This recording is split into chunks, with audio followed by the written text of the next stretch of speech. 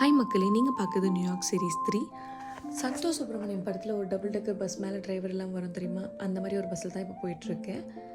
இந்த audio device first ஒன்று காமிச்சேன்ல, அது எல்லா சீட்லேயுமே அட்டாச் ஆகிருக்கும். ஒரு கமெண்ட்ரி ஓடிட்டே இருக்கும்.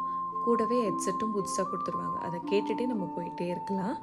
அப் டவுன் அண்ட் டவுன் டவுன் லூப்புன்னு சொல்லி 2ஆக கவர் பண்ணுறாங்க நியூயார்க்கை. அப் டவுன் லூப் தான் நாங்கள் எடுத்தது.